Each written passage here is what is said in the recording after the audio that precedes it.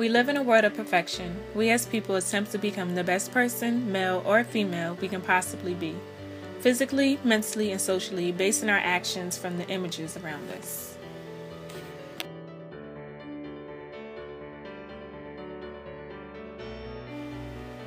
But are we born with the urge to reach for standards set upon us, or do we strive for this because of these images? And even if there are such rules or justifications of attaining flawless human features, what are the best specimens and who are the trendsetters? These are the invisible, visible, hegemonic stereotypes in the media. Hegemonic stereotype is basically an ideal, something that we judge ourselves against. So, for example, hegemonic masculinity is kind of the ultimate man. It's the best way to be a man. It's also the only way to be a man that we sort of approve of in our society. But I think the major thing is he has to be straight, he should be muscular, he should be powerful in all ways. So physically powerful, looking, seeming, powerful in terms of being a provider, earning money. You definitely cannot be a hegemonic male if you don't have a job. There is pretty solid evidence that a hegemonic male is also white. There's a lot of sexuality and race and all that kind of stuff. So there's race, class, gender. You can't ever reach hegemonic masculinity, but you're supposed to keep striving for it over and over. In terms of femininity, she should be thin, definitely. In this society, she should have a very small waist, but very large breasts, which is pretty much biologically impossible. Cannot reach that ideal without having surgery. And she should not think very much. She should not have her own opinions. She should not fight back. Hegemonic femininity exists to be seen, not to put things out, not to create things in the world just to be there to be looked at. What do we expect in a female? The way that we want women to look a lot of the time is very similar to how a small child looks. I mean, they're supposed to have all your pubic hair shaved. That doesn't happen in real life adult women. Supposed to be very thin. Sometimes that thinness is supposed to look prepubescent, very, very young, girl, boyish. In this dream world of perfect people, we read these gender codes, interpret them, and use them for our interactions with every person we encounter in our lifetime. But what happens when the traditional codes aren't portrayed properly? We judge them. If they are seen as overly displaying stereotypes to fit in, or a drastic demonstration attempting to stand out, it is only when these roles are taken out of context and displayed in a different light that we notice the invisible stereotypes inflicted on us. Masculine females and feminine men are two typical examples of wrong gender displays, or displays taken out of context. But how do we deal with these inappropriate parades of men and women? One of the things that we use mainly is sanctions. Sanctions are positive and negative reinforcers. So if somebody is acting in a way that's along with hegemonic masculinity, that they're fulfilling that, we give them positive sanctions, meaning we are more likely to hire them for a job, we're more likely to want them as a lover or as a friend, we're likely to give them kind of approval in all sorts of ways, just nod, okay, you look good, whatever, compliment. We can also give negative sanctions. If people do not live up to hegemonic masculinity, we make fun of them. And just teasing and bullying is a major, major sanction. And it's very serious. People have killed themselves over this kind of thing. But, if anybody in the media, if they show a famous male star who is supposed to be very masculine, there was a recent thing where they showed him kissing another man on the lips. It does not go over well. Where will we find the best examples of these hegemonic stereotypes in our society? Where do we look for approval of correct gender display?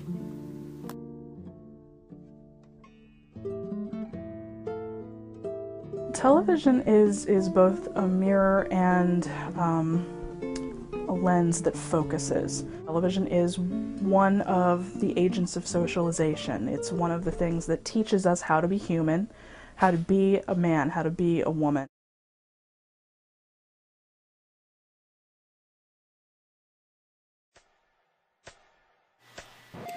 Why are these stereotypes so prevalent when watching TV? The reason why they're so prevalent is because they're actually just kind of replicating what we see in society every day. So a stereotypical portrayal of an urban black woman or an urban black man is not far off. We see a repetition of portrayals of types of characters. Whether we're looking at a reality show or whether we're looking at a drama or whether we're looking at a commercial, you see certain people depicted in a same or the same type of way all the time.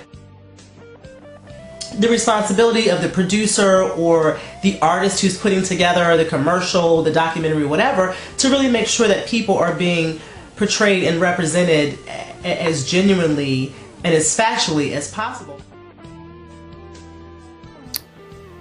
How is that possible when TV alters its images by using makeup and video effects to manipulate their audience?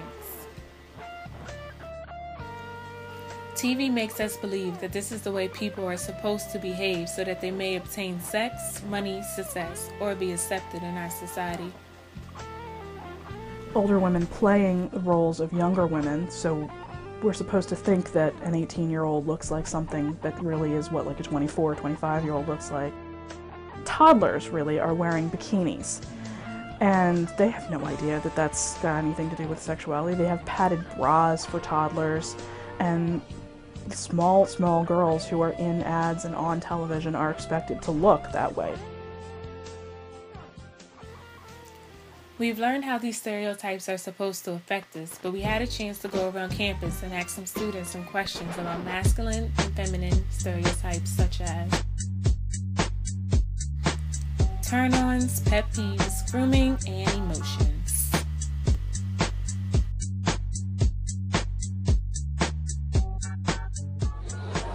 Turn-ons and turn-offs. I mean, of course a turn-on is going to be her personality. If she feeling you like you feeling her, then yeah, that's an automatic turn-on. You can't just have somebody that look good and just be dumb as bricks. You need to, yeah. You gotta be funny ground. too. Yeah. I like somebody to laugh with me. I do like to laugh too. I do like to laugh. Some turn-ons with females, as far as me, is definitely first is because the first thing you see is appearance, and then I would say, you know, what you actually have in your head as far as your brains. You know, are you smart or not?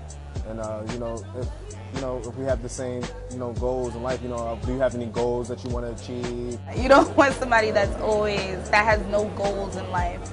And I'm not just talking about, I'm going to get up and go to class goals. I'm talking about after you graduate, what do you know what you're going to do 5 years from now?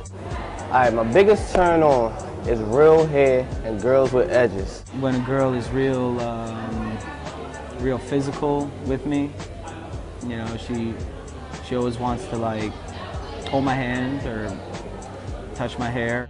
Oh, she got to be able to cook. Oh. And let these bones fool you. Oh, gosh. I can eat. If she can't cook, she's completely useless to me. Because I can cook, so I would love for the young to be able to cook too. A pet peeve for me is loudness. When you don't listen, girls and guys, if you're sitting down watching TV and it's you and your boo on a couch, don't keep watching TV, listen or reply and finish the question. My biggest turn off, it's weird, but this is my thing. Alright, on the foot, the toe that's next to the big toe. If it's longer than the big toe, we cannot talk. It's weird, it creeps me out. Biggest turn off in the world. Definitely, she cannot dress. If you are from Jersey, you need to work on everything you're doing, because every girl I met from Jersey, when I first met you, you could not dress. You got to be able to swim. If you can't swim, that's a turn on. If you're going out, starting your day off, like going to class, 5 minutes, alright? That's just to brush your teeth and hit your hot spots if you have to hit your hot spots. Keep it 100. I'm well groomed, so I believe you gotta take care of yourself. Shower, you gotta brush your hair, do rag it up, grease it up, lotion, you gotta brush your teeth. But I do appreciate a man who knows fashion. Actually, my nickname is Kim, for Kim K. If I ain't got that hat or the shoes to match, I probably go back and forth like 2 or 3 times. I think there's a term for a guy who stays in the mirror too long. I think they call it metrosexual. I take around 45 minutes to take a shower. If you're going out, you guys, that's 20 minutes, all right? Anything more than 20 minutes, that's female status now. Alright? No reason a dude need to like pick out 3 different outfits, iron every outfit, try every outfit on. Alright? It's a good chance you're a dude, you already thought about your outfit before you even went to the room. 20 minutes max. Is it okay for men to cry? Nope. Nah, Your mama died. Definitely choose times that you show your emotions. It's alright for guys to cry. I actually happened to see Hunger Games a few weeks ago, and this little girl by the name of Ruth who died, and I cried, alright? It was like no big crying, but 2 teardrops, wipe it off, alright? Alright, you gotta shake it off when you cry, man. We are taught to normalize the hegemonic ideas. We're not taught to think, oh, this is something that they are constructing, they are putting together, that this is what a woman is like. We are taught to think, oh, they're just showing us what it really is. And I mean, they're reflecting it, but they're definitely reflecting it in a very specific way.